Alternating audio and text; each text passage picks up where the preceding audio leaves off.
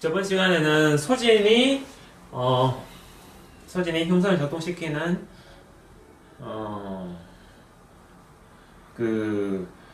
강하게 작동시킬 수 있다. 흉선을 더 강하게 자극하고 흉선이라는 면역기관이 더 움직이게 만들 수 있다라는, 그래서 전신염증에 이어지는 전신 면역기관의 흉선의 강화를 설명을 드렸습니다. 네, 오늘은 이제 고열에 필요한 에너지원에 대해서 요걸 또 알아보고 넘어가야 되는 상황입니다. 근데 일단 먼저 다른 이야기부터 시작하겠습니다. 더 큰 염증이 소진과 흉선 작동 환경, 저번 시간에 그죠? 이런 얘기를 들었었죠. 더 큰 염증이 생기는 이유는, 더 큰 염증, 더 크게 과립구가 더 많이 증가되고 더 많은 염증이 생겨서 결국에는 어떻게 되겠습니까? 소진을 앞당기게 되죠. 계속 만약에 염증의 목적인 소진을 달성하지 못하게 된다면은 흉선이라는 면역력은 강해질 수 없고 결국에는 더 많이 태워야 되고 더 많은 조직 파괴의 위험성이 생기게 되죠. 조직 파괴는 부위에 따라서는 기능 마비로 이어질 수 있습니다. 기능 불능, 기능 불능 상태가 될 수가 있죠. 귀가 안 들린다거나 폐가 어느 정도 일부가 문제가 생긴다거나 소진을 회복될 수 없는 기능도 있죠. 소진을 앞당기게 하기 위한 것이다. 그것은 흉선이 소진에 의해서 작동될 수 있다라는 그 사실을 제가 보여드렸고, 그 부분에서 또 우리가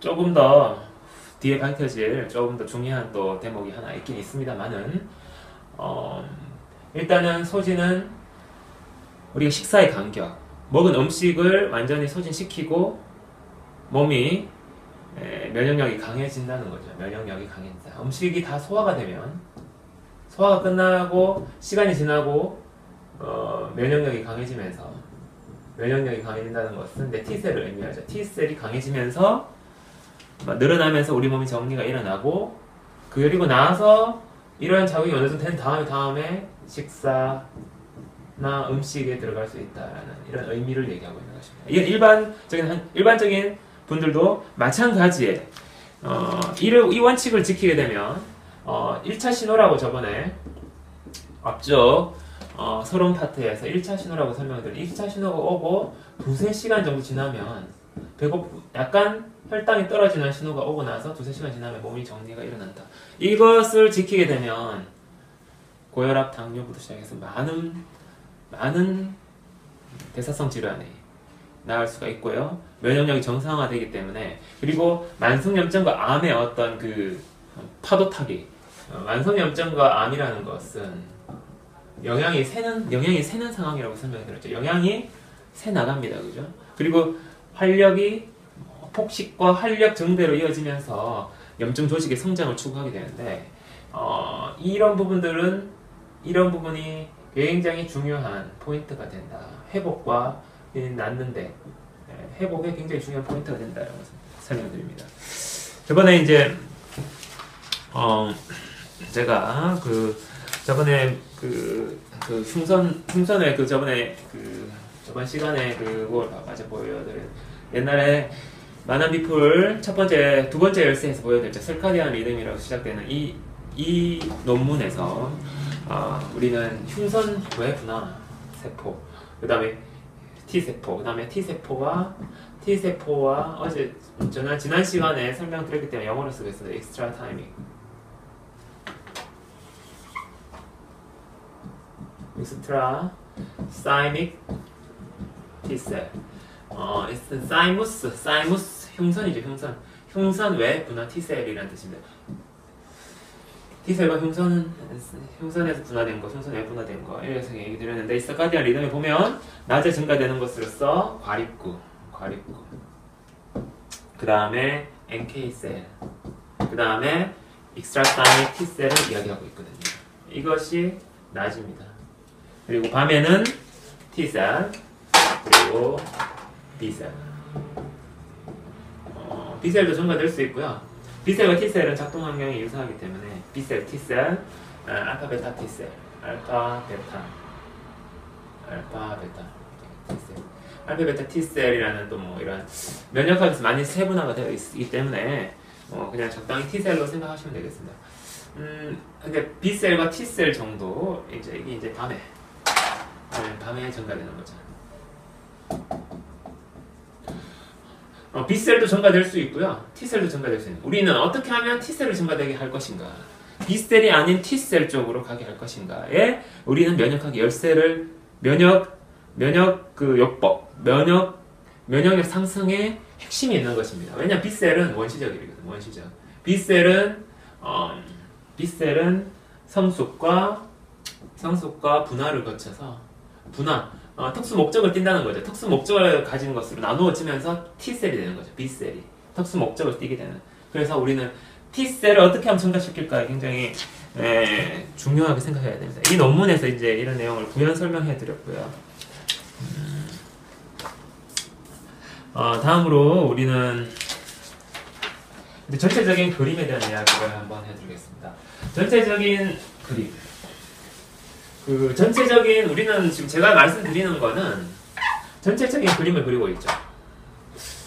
왜 이렇게 말을 아끼고 시원하게 설명 안 하는 것 같지? 그렇지만, 세부 내용을 담은 이 내용을 동시에 설명드리는 건 매우 어렵습니다. 매 동영상이 끝날 때마다, 정리를 하고 있고요. 그 동영상 다음 이야기를 준비하기 위해서 자료를 수집을 다시 하고 재정리를 하고 있습니다. 논문을 썼지만 또 새로운 구성으로 하고 있는 것입니다. 그래서 오늘은 이제 에너지 1이 되겠습니다. 전체적인 그림을 여러분들이 그릴 수 있도록 이거는 퍼즐 맞추기랑 똑같거든요.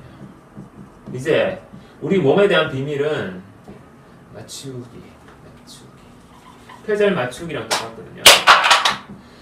우리 몸의 비밀은 이제 우리 몸의 비밀은 거의 다 밝혀져 가고 있습니다. 그리고 이제 나머지 남은 퍼즐들을 이제 맞추면 되는데 이게 저는 이 전체적인 그림을 갖고 있습니다. 그래서 제가 가설과 이런 사실들, 가설과 제가 어떤 추정하는 부분, 그리고 뭐 아주 근거 있어 보이는 설명, 근거 있는 설명 이런 부분들이 제가 자신 있게 말씀을 그래도 드리는 이유는 전체적인 그림을 퍼즐이 다 맞춰졌기 때문에 그렇습니다. 여러분들도 그 퍼즐을 이제는 바라봐야 되고 전체적인 그림을 보기 위해서 이렇게 하나하나 고열에 필요한 에너지 원에 대해서 왜 그렇죠? 고열에 필요한 에너지 원이 어디에 있습니까? 우리 소화가 정지되잖아요. 고열이 날 때는 소화가 정지됩니다. 밥을 먹는다면 거기서 에너지를 얻을 수가 있게 되죠. 그러면은 매우 곤란해집니다. 소화가 정지가 되는데 고열에서는 에너지 원이 있어야 될 거 아니에요. 우리 몸 자체에서. 우리 몸은 원래 병원이 생긴 게 아닙니다. 우리 몸은 원래 그렇게 만들어져 있습니다. 고열은 옛날부터 있었던 거고 이 고열 작용에 의해서 어린 시절에 고열 작용이 나게 돼 소화가 정지된 상태에서 에너지원이 어떤 것이 사용될 수 있는가를 생각해 보아야 하는 것이죠. 만약에 병원에 입원해서 IV나 집에서 약을 먹고 좀 괜찮아져서 음식을 먹게 된다면 이것 또한 수액을 통해서 들어오는 IV, 수액을 통해서 들어오는 에너지원도 사용될 수 있습니다. 염증이 있을 때, 급성 염증이 있을 때 먹게 되면은 몸 급성 염증을 더 활활 타오르게 만드는 에너지원이 될 수가 있다고 말씀드렸죠. 네.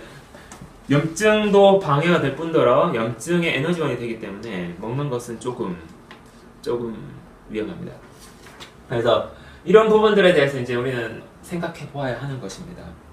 저번 시간에 제가 이제 펜토손 저저번 시간에 이제 고열 독감을 설명드리면서 뭐 이렇게 자꾸 펜토손이 문제가 될 수도 있고 흉선이 발달하지 않으면은 대체적인 면역 기관들이 자꾸 부풀어 올라가지고 작동이 많이 된다는 것은 커진다는 뜻이거든요. 크게 보기도 마찬가지고 목도 펜토손도 그렇고 아데노이드 이런 부분들이 문제가 될 수도 설명되는데 요즘에 이제 펜토손 절제라는 게 있죠. 펜토손 절제 좋습니다. 절제하면은 당장은 아주 그 기도를 이렇게 하던 부분이 기도를 기도를 좁게 만드는 부분이 없어지니까 여러 가지로 좋은 점이 많이 있는데요. 결국엔 다시 자라나게 됩니다. 이 펜더슨 전신 마취를 통한 펜더슨 절제 수술 이런 부분들 시행되는 부분은 제가 봤을 때는 지금 이제 제가 말씀드리는 이 새로운 내용들을 아신다면 이제는 그렇게 할 필요가 없습니다. 절제를 통해서는 이제 뭐 흉터라고 해서 항상 우리는 이제 이 스카가 생기죠. 이거는 굳은 살입니다. 굳은 살. 오늘 그래 한국어가 잘 안 되네요. 제가 좀 이게 또 한글 머리가 좀 약해지는 것 같은데 죄송합니다. 이런 부분들 기본적인 부분인데 일단 사람의 어떤 인간의 한계로 좀 생각해 주시면 감사해요. 굳은 살, 이렇게 스카가 생기게 되기 때문에 스카 밴드가 생기겠죠. 절제를 통해서 다음에 커질 때도 이 굳은 살이 방해를 받을 수 있고 일단은 좀 조심스럽게 우리가 접근해야 될 필요가 있다라는 것입니다. 제 이야기가 뭐 설사 사실이 아닌 것으로 판명이 나더라도 이렇게 우리 몸의 작용을 정상적으로 바라거나 옛날 의사 선생님들은 그러셨거든요. 펜더슨을 왜 절제해? 그건 다 필요해서 있는 거야. 이렇게 설명을 하셨거든요. 그렇지만 이제 그런 부분들이 지금은 이제 많은 편의적 의료. 이 편의적 의료가 강해진 시점에서는 전체적인 그림을 모르면은 재앙입니다. 전체적인 이 그림을 아는 것이 굉장히 중요하고요. 이제 우리가 모르는 부분에 의해서 문제가 심각해질 수 있는 상황이니까 제가 이렇게 또 호롤단신 설명드리는 거죠. 아부 도우루 교수가 있는데요. 아부 도우루 교수의 책을 보면 부교감을 통해서 뭐 햇볕도 쬐고 뭐 이렇게 저렇게 해가지고 그리고 이렇게 치료를 하다 보면 좋게끔 치료를 하다 보면은 이제 뭐 방종양성 증후군, 종양이 있는 환자들을 주로 치료했으니까 방종양성. 우리 종양을 치료한다는 거는 큰 의미가 있죠. 그러니까 종양 쪽으로 접근하신 것 같아요. 만성염증보다는 종양 쪽으로 접근하신 방종양성 증후군 같은 게 오면서 이게 뭐 사람이 죽나 큰일 나나 이렇게 싶은데 극적 반전이 일어나면서 면역력이 살아나면서 면역력이 종양을 치료하는 면역력 상승의 어떤 모습을 보면서 이렇게 얘기를 하고 있는데요. 책을 보면 좀 조심스러움이 느껴집니다. 100% 이런 가능성을 느꼈지만 뭔가 근거를 제대로 찾지 못하다 보니까 일부 실패했을 가능성이 있죠. 근거가 없으면은 환자 치료에서 방향을 예측할 수가 없습니다. 그래서 이런저런 것에 도움이 되고 이것이 분명 가능성이 있고 중요한 가치 있는 이야기인데 뭔가 찾지 못한 거죠. 그건 중요한 건 바로 이 음식의 문제입니다. 이렇게 제가 공교롭게도 제가 그런 과정들을 제가 경험하는 삶을 살았었고 제가 이 부분을 많이 밝혀냈기 때문에 설명을 드리는 것이 당연히 도리라고 생각하고 있습니다. 뭔가 아고 교수가 뭔가 부족해서 만약에 그렇게 해서 그 치료를 못했다면 만약에 이렇게 조금 좋아지다가 결국에는 환자가 나빠지는 모습들, 그 교감신경에 대한 부분들이요, 음식, 교감신경 이런 부분들에 대해서 만약에 제대로 설명 못했다면 큰 반발에 직면했을 것입니다. 그리고 이렇게 양의학을 수술을 하지 말고 뭐 방사선 치료 뭐 이런 부분들 수술을 최소한으로 하고 항암 치료를 하지 말라고 했던 거에 대해서 큰 희생을 치러야 됐을지도 모릅니다. 근데 이제 아보 교수가 다 알지 못했던 부분에 대한 이야기를 제가 진행하고 있다라고 보시면 되겠고요. 음식과 교감신경 이런 부분들은 굉장히 제가 어렵게 정리해 나가고 발견해 나간 부분이라고 보시면 되겠습니다.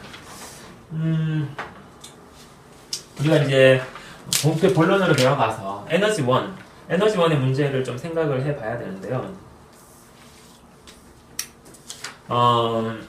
에너지원에서 제 논문에서 지금 그 부분을 이야기하고 있는데요. 제가 저번에 간에 대한 어떤 간의 글라이코겐 글라이코겐을 많이 설명드렸죠. 하루치의 에너지가 필요하다. 발열 상황에서는 적어도 한 3배 농축돼서 에너지가 3배 빠른 속도로 사용된다고 만약에 가정을 했을 때 뭐 한 6시간 24니까 뭐 4배, 4배 정도 그죠? 4배 정도 농축이 됐다고 했을 때는 한 6시간 정도 발견할 수 있다. 이상하게 이게 뭐 맞아 떨어지죠, 그죠? 이게 글라이코겐의 이게 1번이라고 본다면은 제가 찾아낸 다른 중요한 에너지원이 하나 있습니다. 그것은 뭐냐면은 우리의 골수 안에 있는 뼈들이죠. 골수에 또 있는 에너지죠. 혈류 속에 우리 혈관 속에 뭐 에너지원이 있다고 보지만 이제 이런 것들은 가립구가 돌아다니면서 가립구는 그 골수에서 만들어질 것입니다. 그리고 그 안에서 만들어져서 이제 정맥혈관으로 이렇게 나오겠죠. 동맥으로는 못 나오니까 정맥으로 나와서 온몸에 돌아다니면서 가립구가 이제 발열을 하겠죠. 그때는 어떻겠습니까? 혈류 중에 있는 포도당을 태우게 되겠죠. 포도당. 그것은 간에서 글라이코겐이 분해돼서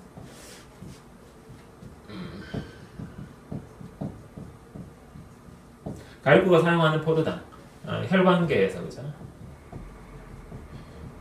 간에서 글라이코겐이 분해돼가지고 포도당이 만들어진 것에서 왔겠죠. 그렇지만 또 다른 에너지원을 생각해 볼 수 있는데요. 골수 안에 있는 영양소입니다. 이 안에도 피가 들어가고 피가 있기 때문에 이 안에 영양소를 생각해 볼 수가 있죠. 이 안에도 포도당도 있을 것이고 모든 혈관에 있는 게 일단 다 있고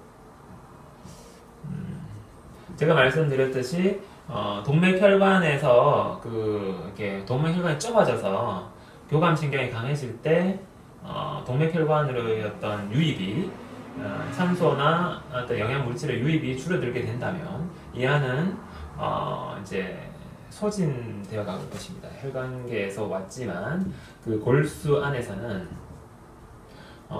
소진으로 달려가게 되겠죠.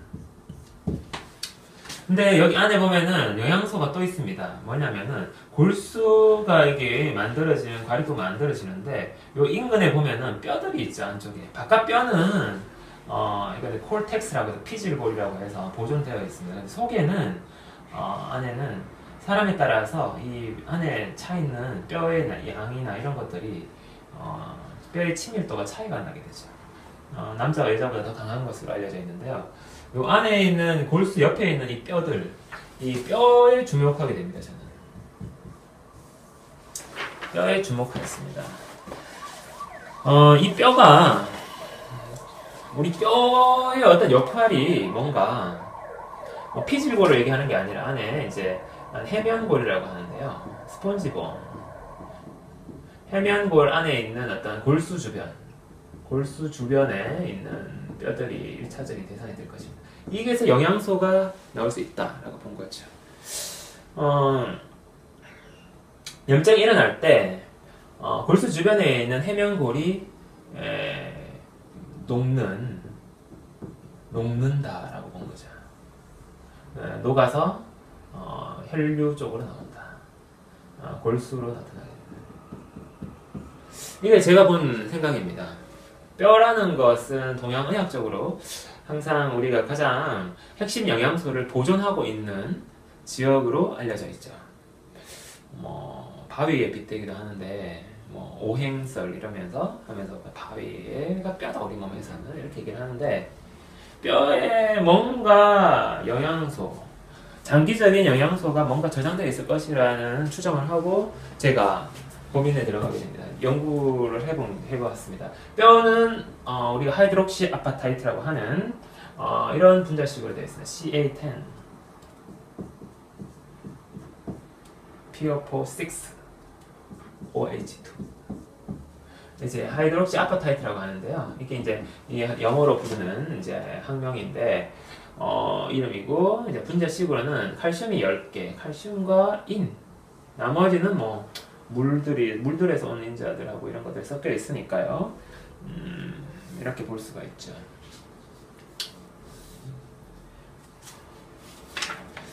고열이라는 그 에너지가 빠르게 이 고열이라는 건 항상 열이라는 거는 우리가 생화학적으로 생역학인가요? 항상 부산물입니다. 제가 제 강의를 많이 주목하신 분은 알겠지만 열은 부산물입니다.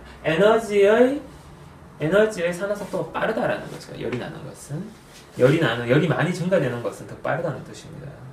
근데 여기서 이런 에너지를 고열을 낸다라는 의미에서 보시면 안 되고 고열 플러스 알파가 있다라고 생각하셔야 돼요. 고열은 그 부산물입니다. 우리 몸에서는 에너지를 활용해서 뭔가의 작업을 하고 있는 거죠. 그것은 면역과 관계된 작업일 것입니다. 예, 이 부분은 아마 다음 시간에 설명해 드릴 것 같은데요. 고열 중에 어떤 일이 일어나는지 일단은 오늘은 우리가 에너지원에 대해서 알아봐야 되죠. 에너지원은 칼슘과 인. 뼈는 칼슘과 인을 저장하고 있습니다. 칼슘과 인은 어떤 역할을 할까요? 그것을 알아보기 이전에 먼저 우리가 고열 중에 소모되는 전신 급성 염증 고열을 포함하죠. 우리 성인에서도 전신 급성 염증이 있습니다. 그죠? 전신 급성 염증 상황에서 소모되는 것이 어떤 것이 있는지를 한번 생각해 보겠습니다. 소모되는 것은 일단 가립구. 일단 우리가 에너지라는 것은 포도당이라고도 볼 수 있고 그다음에 세포적인 문제도 볼 수 있습니다. 세포를 다시 만들어야 되는 것은 에너지가 많이 들어가는 것은 포도당. 글루코즈랑 세포가 죽어버리면은 제가 다시 만들어야 되기 때문에 보통 골수에서 가립구가 만들어지면은 나중에 파괴되는 것은 간이나 지라 아니면은 골수에서도 이 가립구가 파괴됩니다. 그래서 다시 파괴하고 처리하고 처리와 재생산이 일어나는 거죠. 처리와 재생산. 이 에너지라는 건 이 두 가지를 같이 보셔야 됩니다. 물론 재활용이 가능하지만 제 책에서도 재활용의 문제를 이렇게 얘기하고 있는데 재활용이 가능하지만 처리와 재생산이 되는 것은 일단 에너지를 소모하게 되는 상황으로 많이 생각할 수 있습니다. 그래서 세포의 어떤 재생산과 포도당 사용에 대한 부분인데 포도당은 일단은 글라이코겐에서 일단 좀 있으니까요. 그리고 여기 안에도 골수 안에도 포도당이 있죠. 혈관계에서 들어왔던 골수 안에도 이제 포도당이 혈관계에서 포도당이 들어오게 되겠죠. 다른 영양물질도 같이 들어왔을 것입니다. 가립구가 일단 소모가 될 것이고 두 번째는 가립구가 산소를 분해하는 바람에 서로 힘들어진 적혈구는 가립구에 비해서 양이 굉장히 많죠. 우리가 제가 우리 이렇게 가립구 미스터리 청면을 설명할 때 말씀드렸지만 이렇게 사진을 이렇게 해가지고 가립구가 상당히 많이 이렇게 적혈구가 있는데 이렇게 아주 뜨문뜨문 이게 굉장히 지금 밀도가 지금 가립구가 많이 있는 겁니다. 사진을 잘 찍은 건데요. 아주 지금 아주 드물게 하나씩 있는 거죠. 그래서 적혈구들도 소모가 일어나 산소를 나르느라고 또 소모가 일어날 것입니다. 아시다시피 적혈구에는 이제 핵이 없고 가립구에는 핵이 많이 있죠. 그리고 또 어떤 것이 소모가 일어나겠습니까? 이제 포도당도 있고 기타 영양물질 무기질 칼슘이나 마그네슘 같은 무기질부터 시작해서 미량 원소까지 많이 있을 것입니다.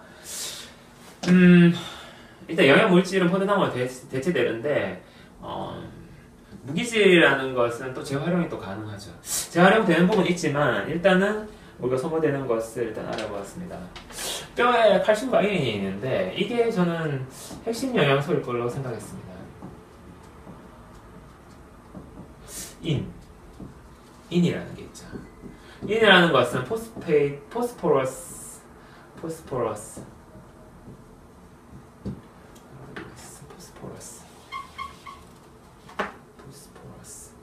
잠시만요. 철자가 좀 헷갈리네요. 갑자기 오늘 철자의 날인 것 같습니다. 철자가 포스포러스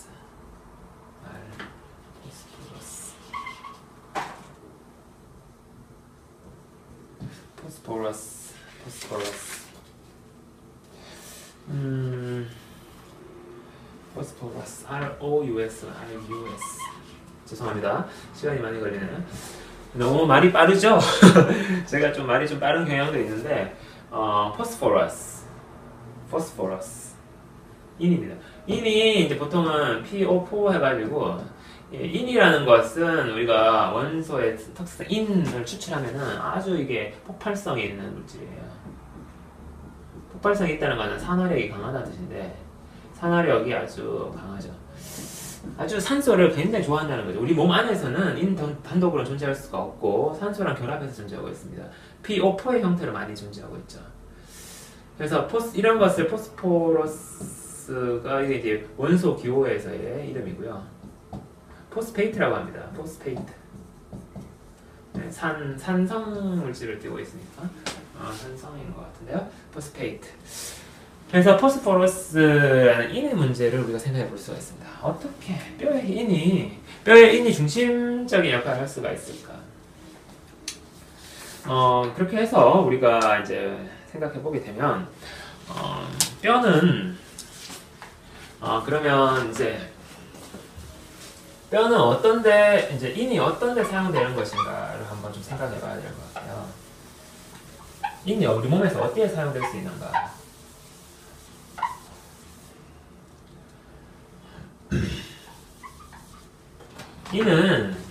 인은 지금 포스페이트, 그죠? 포스페이트라고 보통 얘기하면 됩니다. 우리 생체 내에서는 이렇게 존재하기 때문에 포스페이트. 소모되는 것은 이런 것들이 소모되는데 무기질이 있을 수 있겠죠, 그죠? 가립구, 적혈구, 포도당 이렇게 대별될 것입니다. 일단 크게 봤을 때는 가립구랑 적혈구라는 이 세포, 그다음 포도당이라고 보시면 되겠습니다. 여기까지 정리를 해놓고요.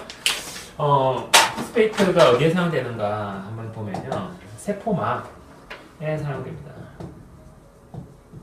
그 다음에 DNA라고 해서 세포 속에 핵의 안에 있는 DNA를 이루는 중심 원소가 되죠.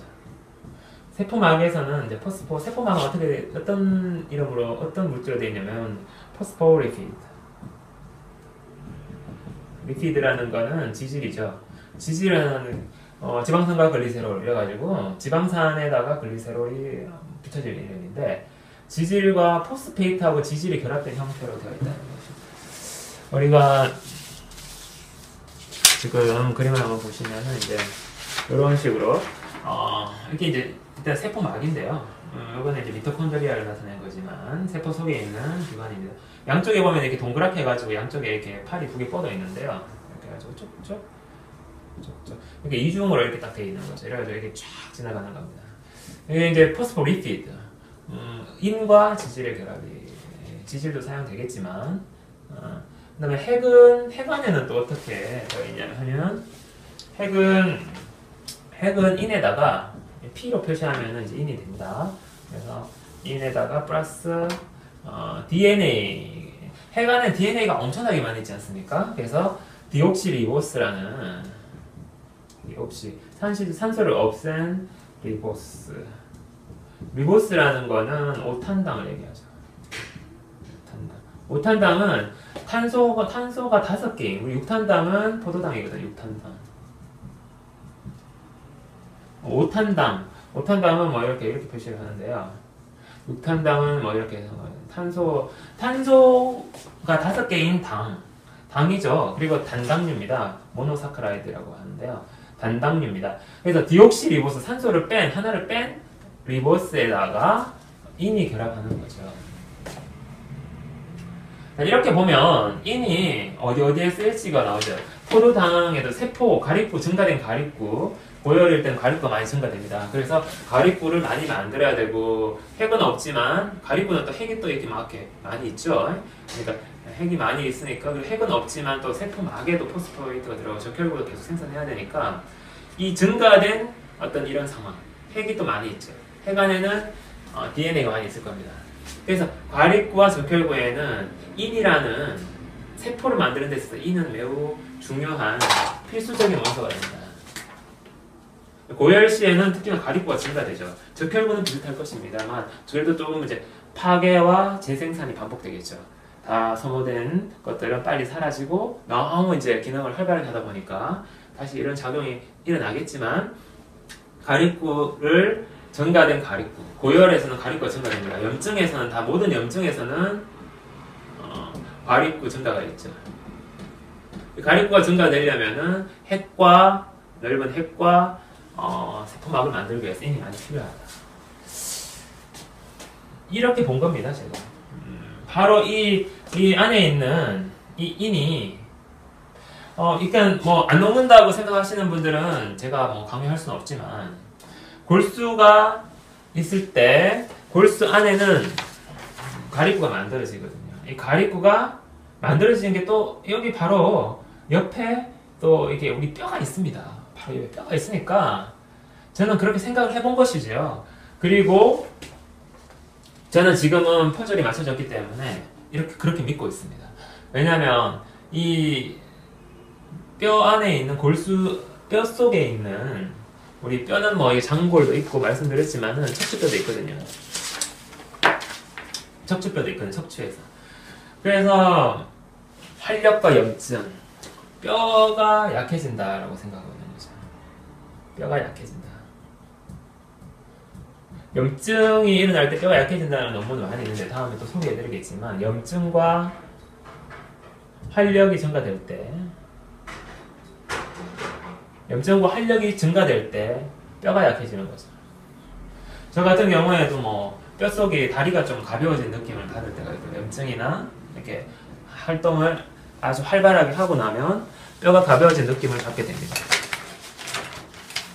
근데 뼈가 약해지는 부분이 바로 이런 것과 뼈가 빠져나가는 거죠. 핵심 영양소 인이 가립구를 만드는데 사용되기 때문이라고 저는 믿고 있습니다. 여러분들은 어떻게 생각할지 모르지만 저는 그렇습니다. 암도 마찬가지입니다. 염증, 활력이 증가되는 암에서도 뼈가 약해지는 것. 그리고 비타민 D가 있죠. 비타민 D라는 어떤 이 물질. 비타민 D는 이런 부분에서 많이 이렇게 줄어든 비타민 D가 감소되는 현상들을 염증과 암, 그리고 비만까지 활력이 증가된 사람이나 이렇게 활발하게 활동을 하다 보면은 뼈가 약해질 수가 있다. 그것은 뼈에서 영양소가 사용되기 때문이라고 저는 보고 있는 것입니다. 모든 게 맞아떨어집니다. 이렇게 얘기를 했을 때 물론 증명을 하라 그러면은 어떻게 증명하는 것이 증명이 되는 건지는 잘 모르겠습니다만은 저는 뼈의 영양소가 사용될 것이라고 가립구를 만드는 데 사용될 것이라고 그건 인의 핵심적인 원소라고 하는 것이죠. 이는 우리가 포도당처럼 소모돼서 뭐 분해되는 성질의 것은 아닙니다. 그렇지만 구조를 이루고 있는 성분이죠. 이는 구조를 이루는 중요한 에너지원입니다. 구조에 중요하죠. 이건 에너지원인데 뭐 에너지라는 게 이렇게 직접적으로 활용하는 포도당뿐만 아니라 구성을 이루는 구조를 이루는 것도 중요하거든요. 왜냐하면 그런 세포를 만들고 그 인이 또 무기질이기 때문에 소모가 일어날 수 있습니다. 무기질로서 소모. 그리고 신장 콩팥이죠, 그죠? 콩팥에서 배출이 일어날 수가 있거든요. 무기질은 우리가 이제 영양소에서 우리가 영양에서도 대표적인 게 탄수화물, 단백질, 지방. 탄수화물, 단백질, 지방이 포도당을 거쳐가지고 영양소가 되는 거거든요. 그 관련 자료 공부를 해보시면은 그걸 잘 알 수 있는데요. 단백질이나 지방 같은 것도 이렇게 변환이 돼가지고 태우는 물질이 될 수가 있는데 문제는 무기질인 인을 지금까지 우리는 강조하고 있었던 거죠. 이게 무기질로서 소모도 일어나지만 우리 뭔가를 만들 때, 우리 몸에 세포를 만들 때 꼭 필요한 물질, 세포 생성에 꼭 필요한 물질이라는 거죠. 그러면 세포 생성에 꼭 필요한 물질, 저는 인에게 바로 주목하게 됩니다. 에너지원에서 인이 굉장히 중요하고 그것은 뼈와의 관계를 풀어주는 열쇠가 된다라고 보는 거죠. 그런데 이렇게 생각하고도 한참이 지난 뒤에 알게 됐습니다. 이건 뭐 어떡합니까? 나머지는 물로 빠지거나 이렇게 하면 물이나 H2O나 아니면 산소가 딴 데 가서 이렇게 붙어서 사라지거나 적혈구에 붙어서 없어지거나 아니면 H2 가스가 발생하고 다른 건 다 없어지는데요. 이 칼슘은 어떻게 되는 거냐? 칼슘. 여기서 저를 놀라게 한 사실이 있었는데요. 에너지 1에서 우리가 칼슘 고열이라는 전신 급성 염증이 생기기 위해서는 칼슘이 필요합니다. 왜 그러냐면은 칼슘은 다름 아닌 교감신경, 신경계통에서 많이 사용되는 특성이 있거든요. 전달 물질이죠. 물론 칼슘은 또 재활용 가능합니다만은 콩팥에 배출이 잘 되는 물질입니다. 배출이 잘 되고 무기질입니다. 칼슘도. 칼슘, 신경 전달 물질이라는 거죠. 무엇입니까? 바로 전신 급성 염증 시 교감신경이 작동할 때, 그리고 교감신경이 작동하면서 굉장히 신경이 아주 온몸에 막 이렇게 고열을 할 때 어떻습니까? 온몸에 막 긴장해가지고 아파가지고 이렇게 온몸의 근육들이 수축을 하죠. 근육 수축. 교감신경계가 아주 강하게 작동하고, 신경계가 약하게 작동할 때 비해서 신경계가 강하게 작동할 때 칼슘이 늘어난다 라는 것입니다.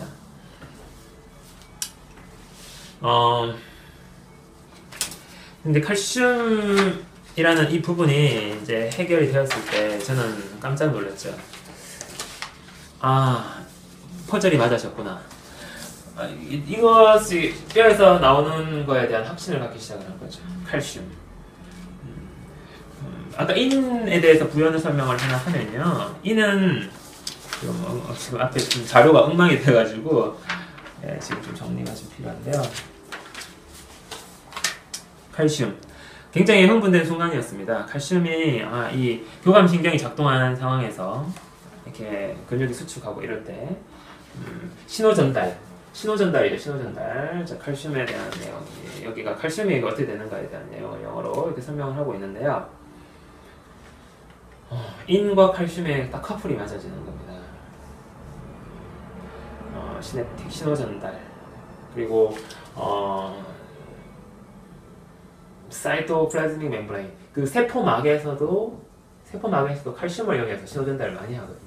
우리가 면역작용이 많고 이런 어떤 면역세포들이 작용할 때는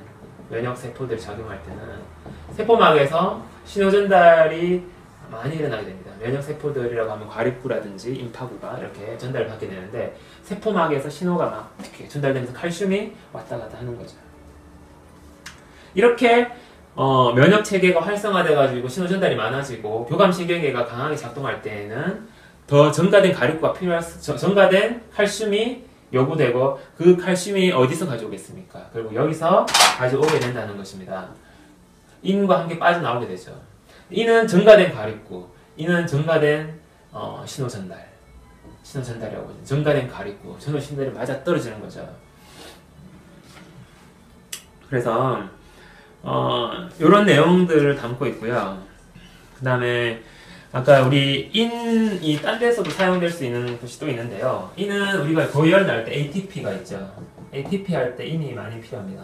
많은 열을 발생시켜야 되기 때문에 열을 전달시켜주는 열이 많이 발생하기 때문에 에너지를 많이 전달을 해주기 위해서는 이게 부산물이긴 하지만 ATP에 이 P가 많이 필요하게 되겠고요. NADPH도 필요하죠. NADPH에서 이 P는 NADH와는 다르게 요거는 이제 과립구에서 저번에 말씀드렸지만 펜토즈 포스페이트 패스웨이 그 만한비풀 첫 번째 열쇠를 보셔야지 이해할 수 있습니다. 다 보신 분 아시겠지만 PPP 펜토즈 포스페이트 패스웨이가 작동하죠. 이건 가립구에서 주로 많이 일어나는 작동이라고 알려드렸고 가립구에서는 이런 메커니즘에 의해서 활성산소를 만들어낸다. 그런 설명을 드렸는데 이런 부분들 때문에 피가 많이 필요하다. 이것이 뼈에서 충당이 된다. 바로 뼈에서 충당이 되죠. 오늘 여기까지 진행을 하도록 하겠습니다. 장시간 시청해주셔서 감사합니다.